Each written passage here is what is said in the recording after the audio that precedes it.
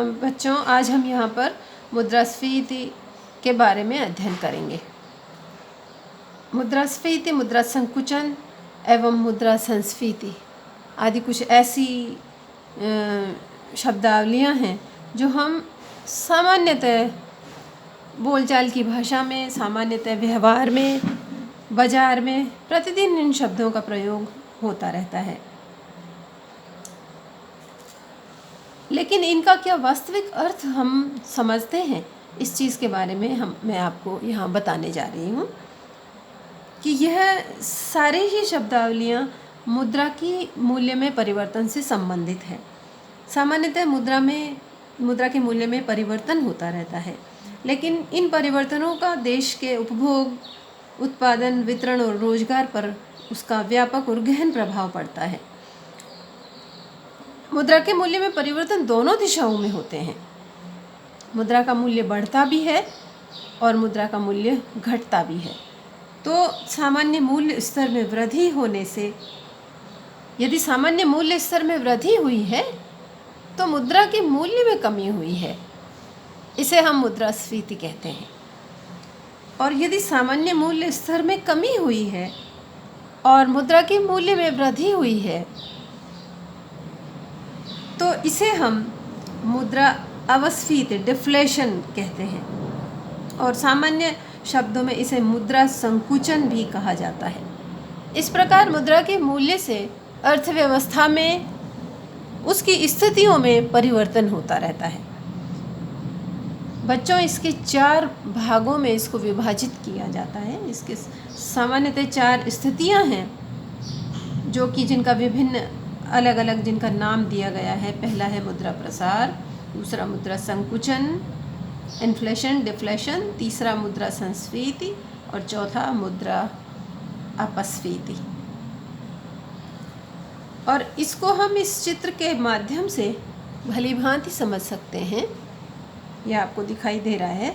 यहाँ पर बीच में जो एक सामान्य रेखा है वो सामान्य मूल्य स्तर और अर्थव्यवस्था की सामान्य स्थिति को इंगित करती है, और ऊपर की ओर मुद्रा प्रसार और नीचे की ओर मुद्रा संकुचन और मुद्रा संस्फीति की स्थितियां हैं। ऊपर की ओर मुद्रा प्रसार और मुद्रा स्फीति की स्थितियां इंडिकेट हो रही हैं। तो अब हम समझते हैं कि मुद्रा प्रसार और मुद्रास्फीति कहते किसे हैं। तो विभिन्न अर्थशास्त्रियों ने इस पर अपने विचार प्रकट किए हैं, और जैसे कि प्रोफेसर कीन्स ने ये बताया है कि खाली मुद्रा की मात्रा में परिवर्तन ही मुद्रा प्रसार नहीं है, वरन बचत, विनियोग और ब्याज की दर भी मुद्रास्फीति को जन्म देती है। इसी प्रकार क्राउथर ने मुद्रास्फीति वह अवस्था है जिसमें मुद्रा का मूल्य गिरता है, अर्थात कीमतें बढ़ती हैं। मुद्रा का मूल्य गिरता है और कीमतें बढ़ती हैं। तो सामान्यतः मुद्रास्फीति वह स्थिति है जिसमें मुद्रा की मात्रा बढ़े और मुद्रा का कीमत गिरे, वह मुद्रास्फीति कहलाती है। इसी प्रकार कैमरर ने यह कहा है कि जब विनिमय माध्यम की मात्रा उसकी मांग की तुलना में इस प्रकार बढ़ती है कि कीमत स्तर बढ़ जाता है तो इसे मुद्रास्फीति की स्थिति कहते हैं। इसी प्रकार ग्रेगरी ने इसे थोड़ा क्रय शक्ति से जोड़कर कहा कि क्रय शक्ति की मात्रा में असाधारण वृद्धि ही मुद्रास्फीति कहलाती है। जबकि हार्ट्रे ने अत्यधिक मुद्रा निमर्गन को मुद्रास्फीति माना। इसी प्रकार प्रोफेसर पीगू, जिसकी यह उनकी डेफिनेशन बहुत उपयुक्त मानी जाती है, उनके अनुसार मुद्रा प्रसार की स्थिति उस समय उत्पन्न होती है जबकि मौद्रिक आय धनोपार्जन क्रियाओं से अधिक तेजी से बढ़ रहा हो।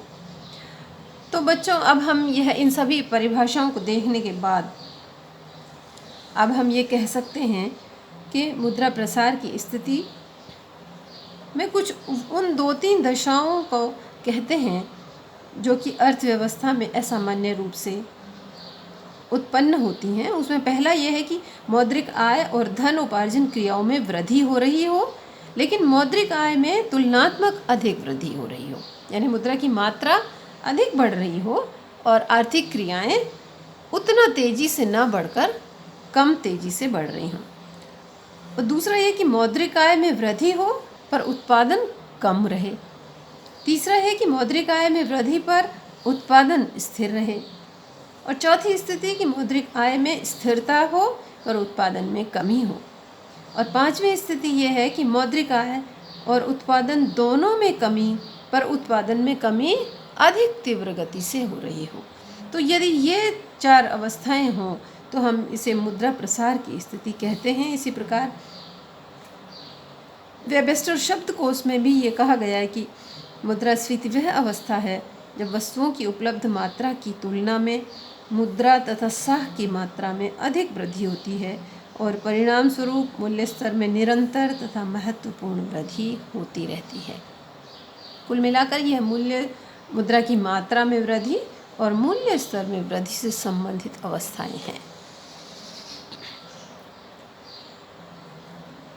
अब मैं आपको ये बताती हूँ कि मुद्रास्फीति के कारण क्या हैं, कॉजेज ऑफ इन्फ्लेशन। उसमें आप देखें दो प्रकार के कारण हैं जिनसे मुद्रास्फीति ये होती है, ये स्थिति जिनसे पाई जाती है। उसमें पहला है कि मौद्रिक आय बढ़ाने वाले घटक, कुछ ऐसे एलिमेंट्स इकोनॉमी में काम करने लगते हैं जिनसे कि मौद्रिक आय बढ़ने लगती है। पैरेलल ही दूसरी चीज़ें घटित होती हैं, वो है कि उत्पादन की मात्रा और पूर्ति घटाने वाले तत्व, तभी मुद्रास्फीति की स्थितियाँ पाई जाती हैं। तो पहले मौद्रिक आय बढ़ाने वाले तत्व जो हैं उनमें विकास व्यय, युद्धकालीन व्यय, हीनार्थ प्रबंध, केंद्रीय बैंक द्वारा साख निर्माण को प्रोत्साहन, व्यापारिक बैंकों द्वारा साख निर्माण, करों में छूट और उधार की सुविधाएं आदि चीज़ें इसमें सम्मिलित हैं।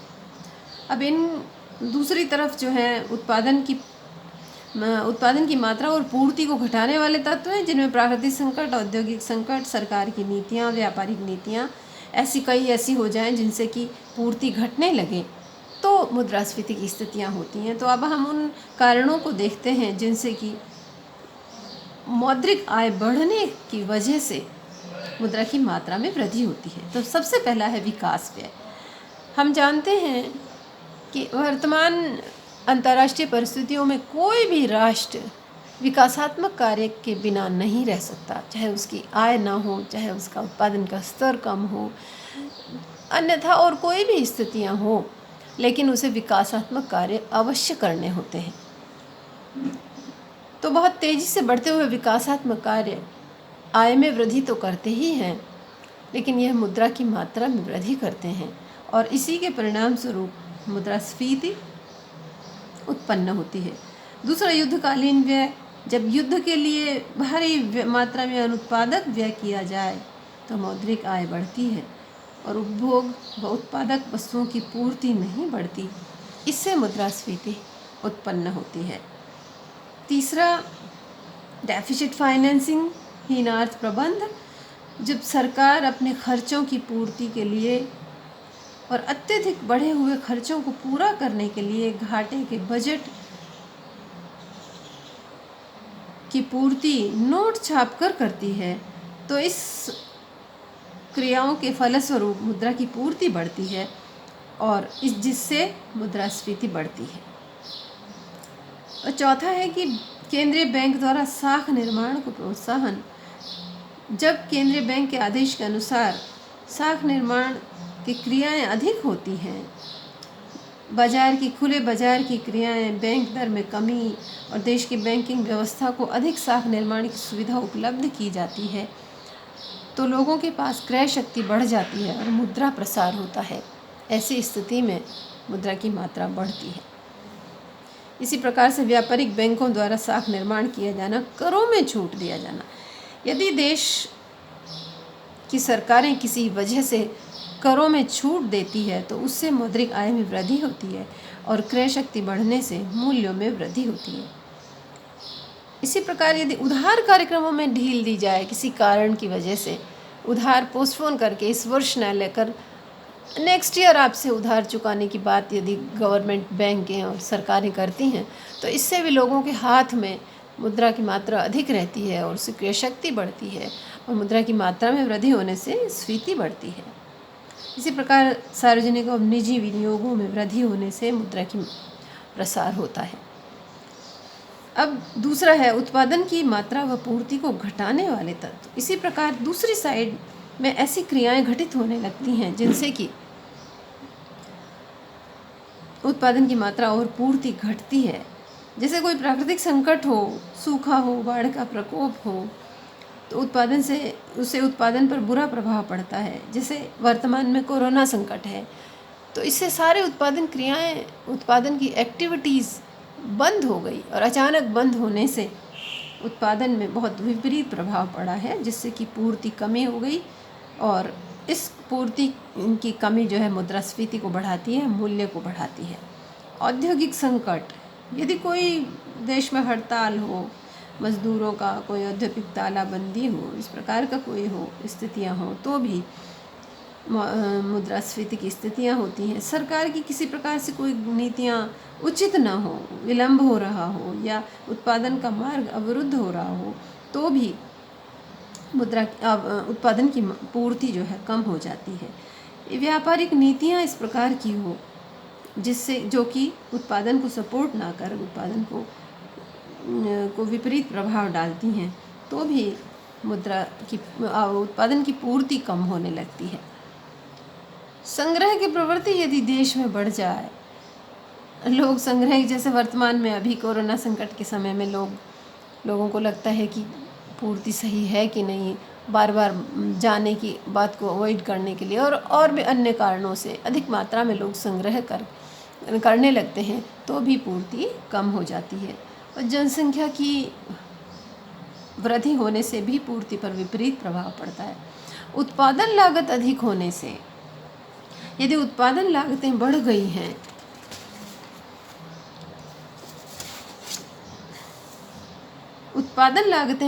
हैं तो भी पूर्ति पर विपरीत प्रभाव पड़ता है। अधिक बढ़ी हुई लागत पर लोग कम उत्पादन करना पसंद करते हैं, क्योंकि उनके मुनाफे में कमी होने की वजह से उत्पादन पर विपरीत प्रभाव पड़ता है। और कोई इस प्रकार का प्रौद्योगिकी परिवर्तन हो जो कि उत्पादन लागत को बढ़ा रहा हो या उसके समय को बढ़ा रहा हो, तो भी पूर्ति कम हो जाती है उत्पादन की, और ये सब चीज़ें स्फीति को बढ़ाती हैं। तो इस प्रकार मुद्रास्फीति को बढ़ाने वाले ये तत्व हमने देखा। ये बहुत सारे कारण हैं जिनके कारण अर्थव्यवस्थाओं पर विपरीत प्रभाव पड़ता है और मुद्रास्फीति बढ़ती है। बच्चों, एक और सबसे महत्वपूर्ण बात यह है कि ये एक विकास का विकल्प माना जाता है। ऐसा माना जाता है कि ये मुद्रास्फीति हो रही है, मुद्रा की मात्रा में वृद्धि हो रही है, तो विकास हो रहा है।